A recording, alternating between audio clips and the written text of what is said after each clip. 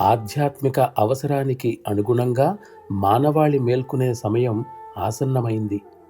సృష్టి ప్రవాహ వేగం మానవునిలో బాహ్య ప్రవృత్తులను ఏర్పరిచింది. ఆ కారణం వల్లనే కాలం గడిచే కొద్దీ మానవుడు అనేక ప్రపంచాలను తనకు తానుగా సృష్టించుకున్నాడు. దాని ఫలితంగా అతడు సంక్లిష్టంగా తయారయ్యాడు. అతనిలోని ప్రస్తుత అపరిపక్వ మానసిక స్థితికి అతని చర్యలే కారణం. పరమాత్మ సులభసాధ్యుడు. ఆయనను సులభ పద్ధతుల ద్వారానే పొందవచ్చుననే మౌలికమైన నిజం మన దృష్టి నుండి తొలగిపోవడం దురదృష్టకరం. పరమాత్మ సాక్షాత్కారం సామాన్య మానవులకు అందుబాటులో లేదని ఇంచుమించు అన్ని వేదికల నుండి ప్రచారం చేస్తూ వచ్చారు. అంతేకాక తామే గురువులమని ప్రకటించుకునేవారు ప్రచారం చేసిన ఈ తప్పుడు భావన ఇంచుమించు ప్రతి ఒక్కరి హృదయంలోనూ గాఢంగా నాటుకొని పోయింది. దాని ఫలితంగానే ఈనాడు ఆ ఉన్నతమైన ఆకాంక్ష కోసం తపన కూడా వారిలో కరువైంది. వివిధ మతాచార్యులు, పీఠాధిపతుల పరంపరలో ఉన్న వారితో సరి సమానంగా లేదా ఎక్కువగా పరతత్వ ప్రాప్తిని పొందటానికి తగిన హక్కు, అర్హతలు సామాన్య మానవునికి ఉన్నాయనే నిజం మీలో నాటుకునేటట్లు నేను చెప్పదలిచాను. సరి అయిన సహజమైన మార్గాన్ని పరిపూర్ణ భక్తి విశ్వాసాలతో అనుసరించటమే కావలసింది. ఈ సరళమైన సత్యాన్ని తెలుసుకొని దానిని తమ నిత్య జీవితంలో ఒక భాగంగా చేసుకోమని సహజ మార్గం ప్రజలకు విజ్ఞప్తి చేస్తున్నది. పరమాత్మది సూక్ష్మాతి సూక్ష్మ అస్తిత్వం. ఆయన సాక్షాత్కారాన్ని పొందటానికి సూక్ష్మాతి సూక్ష్మమైన మార్గం ఒక్కటే శరణ్యం.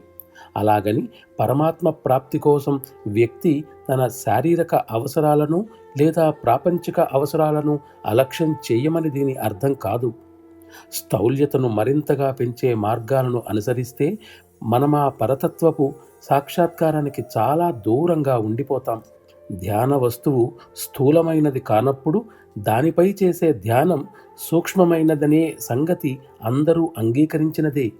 అందుచేత సహజ మార్గంలో హృదయంలో దివ్య జ్యోతి ఉందనే భావనపై మాత్రమే ధ్యానం చేయాలని మేం సూచిస్తున్నాం. ఉపనిషత్తులు కూడా దీనిని బలపరుస్తున్నాయి. ప్రాణాహుతి ప్రసారాన్ని ఆధారంగా తీసుకున్న ఈ విధానం అంతకంతకు సూక్ష్మతరంగా మారి చివరకు సూక్ష్మాతి సూక్ష్మమవుతూ ఉన్నది. మానవ జీవితపు లక్ష్యాన్ని నిర్ణయించటంలో గురువు పాత్ర ముఖ్యమైనది. అభ్యాసి కేవలం స్వయం కృషితో మాత్రమే ఒక స్థాయి తర్వాత వచ్చే మరో స్థాయిలోనికి ప్రగతి సాధింపలేడనే విషయంలో ఎలాంటి అనుమానమూ లేదు. ఎందుకంటే ఆ యాత్రలో అతనికి ఎదురయ్యే సూక్ష్మ శక్తిని అధిగమించలేడు. అధో స్థితులలో కూడా వ్యక్తి తన స్వయం కృషితోనే ప్రగతి కోసం ప్రయత్నిస్తే అది చాలా కష్టతరమవుతుంది. మానవ చైతన్యం గురించి మాత్రమే అతనికి తెలుసు. అతడు ఒకదాని తర్వాత మరొక స్థితిని అధిగమిస్తూ దివ్య చైతన్యంలోనికి పోవలసి ఉంది. చివరకు అదే అతనిని తన లక్ష్యానికి చేరుస్తుంది. దివ్యత్వానికి తగిన వాతావరణాన్ని, ఆ పరిస్థితులను మనం ఇంతవరకు ఏర్పరచుకోలేదు. కాబట్టి ఆ దివ్యత్వాన్ని దాని నిజస్థితిలో గ్రహించే స్థితిలో కూడా మనం లేము. ఇదే మన దౌర్భాగ్య పరిస్థితి. వెలుగుకు ఎదురుగా వెళ్ళడానికి బదులు మనం వెనుకకు అంధకారంలోనికి పోతున్నాం. అంతేకాదు, దానికి మనం గర్వపడుతున్నాం కూడా. ఫలితంగా సత్తత్వం నుండి మనం దూరం అవుతున్నాం. దైవత్వంతో సంబంధం లేని వ్యక్తులు సృష్టించిన ప్రస్తుత వాతావరణానికి లోనైన మనం విచక్షణా స్థితిని కోల్పోయాం. కాబట్టి ఎవరైనా కరుణించి పై విషయాలను మన దృష్టికి తెచ్చినప్పటికీ మనం వాటిని వినిపించుకోకుండా ఉన్నాం. మానవాళి ఉన్నత స్థితికి చేరాలంటే కాలక్రమేణా జీవితంలో తగిలే ఎదురు దెబ్బల వల్ల కానీ లేదా ఎదురయ్యే అనుభవాల వల్ల కానీ పరిస్థితులు మార్పు చెందవలసి ఉంది. దానికి ఎంత కాలం పట్టినప్పటికీ అది తప్పక జరిగి తీరుతుంది.